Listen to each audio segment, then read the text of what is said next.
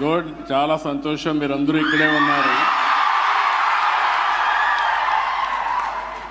మీరు ఏ కాలేజీ పోయినా మీరే కనపడొస్తున్నారు, ఏ దేశానికి పోయినా మీరే కనపడుస్తున్నారు. I'm proud of you. చాలా సంతోషం మిమ్మల్ని చూసినప్పుడు. అందరిలే కల్లా మీలో ఎనర్జీ లెవెల్స్ కూడా చాలా ఎక్కువగా ఉన్నాయి. కాన్ఫిడెన్స్ లెవెల్స్ కూడా బ్రహ్మాండంగా వచ్చాయి. నేను చెన్నైలో ఏ యూనివర్సిటీ పోయినా సగం మంది తెలుగు స్టూడెంట్సే ఉన్నారు. It's a great experience. I'm proud to be Indian. అదే సమయంలో నేను గర్వపడుతున్న తెలుగువాడుగా. అదే విధంగా ఇక్కడ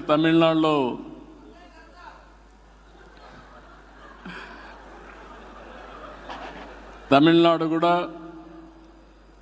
ఈరోజు మనం చూస్తే సౌత్ ఇండియానే ముందే చెప్పాను, మనం అందరం ఈ దేశానికి పెద్ద ఎత్తున కాంట్రిబ్యూట్ చేసే పరిస్థితికి వచ్చాం, ఒక అసెట్గా తయారయ్యాం.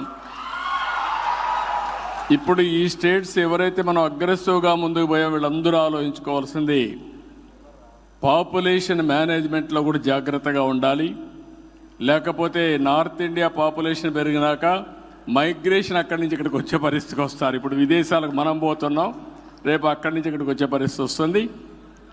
గ్రేట్ కంట్రీ కాబట్టి అందరం కూడా పాపులేషన్ మేనేజ్మెంట్లో కూడా జాగ్రత్తగా ఉండి, మీకు ముందుగా యంగ్స్టర్స్ చెప్తున్నా, చదువుకున్న వాళ్ళకి మీరంతా కూడా కంఫర్ట్ జోన్కి వెళ్ళిపోతూ ఉంటారు. పెళ్లి చేసుకుంటాం, మంచి ఉద్యోగం వస్తుంది, వైఫ్ అండ్ హస్బెండ్ ఇద్దరు పనిచేస్తాం, డబుల్ ఇన్కమ్ వస్తుంది, no kids let us enjoy అనే థీరీకి వస్తారు. దానివల్ల పాపులేషన్ డ్రాస్టిక్గా తగ్గిపోయే పరిస్థితి వస్తుంది.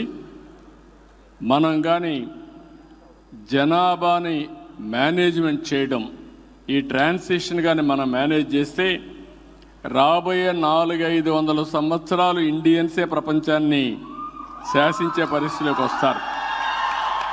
ఇది వాస్తవం. మళ్ళీ ఒకసారి మీతో మాట్లాడతాను. మిమ్మల్ని చూస్తూనే ఉన్నా, నేను ఎక్కడున్నా మిమ్మల్ని చూస్తే గర్వపడుతున్నా.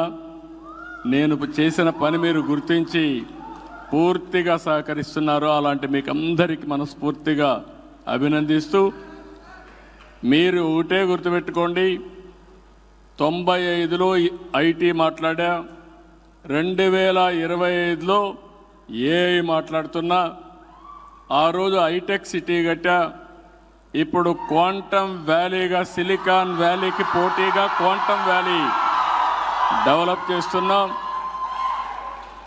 మీరు ఏవైతే ఇన్నోవేషన్స్ ఉన్నాయో అవన్నీ వర్కౌట్ చేయండి. నా ఆశంతా మీ మీదనే, నా కాన్ఫిడెన్స్ కూడా మీ మీదనే. రాబోయే రోజుల్లో ఆంధ్రప్రదేశ్లో ఉండే తెలుగు వాళ్ళ ఆదాయం 55 లక్షల రూపాయలు తలసరి ఆదాయం అవుతుంది. అక్కడ ఉండే వాళ్ళ ఆదాయం 55 లక్షలైతే, వేరే రాష్ట్రాల్లో ఉండే క్రీమ్ ఆఫ్ ది సొసైటీ, వేరే దేశాల్లో ఉండే మీరు ఎంత సంపాదిస్తారో సంపాదించడం కాకుండా మళ్ళీ బ్యాక్ టు ఆంధ్రప్రదేశ్కి వచ్చి డెవలప్ చేసే పరిస్థితి రావాలి. జన్మభూమి కర్మభూమి రెండు కూడా గుర్తుపెట్టుకొని పనిచేయాల్సిందిగా నేను కోరుకుంటూ,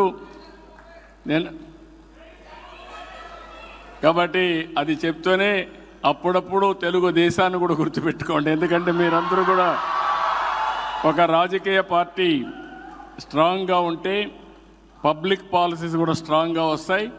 పబ్లిక్ పాలసీ స్ట్రాంగ్గా ఉంటే మీ భవిష్యత్తు కూడా బంగారు భవిష్యత్తు అవుతుంది. ఈ విషయం గుర్తుపెట్టుకోవాల్సిందిగా మరొక్కసారి అందరిని కోరుకుంటూ, వండర్ఫుల్ ఈవినింగ్, ఆఫ్టర్నూన్, ఎక్సలెంట్ ఇది వస్తూ ఉంది. ఓకే, పవన్ కళ్యాణ్ బాగున్నాడు, బాలకృష్ణ బాగున్నారు, అందరూ బాగున్నారు. మీరు ఎంత చదువుకున్నా సినిమాలు మాత్రం ఎప్పుడు అభిమానిస్తూనే ఉంటారు. I really appreciate you. అందరికీ వణక్కం. Thank you.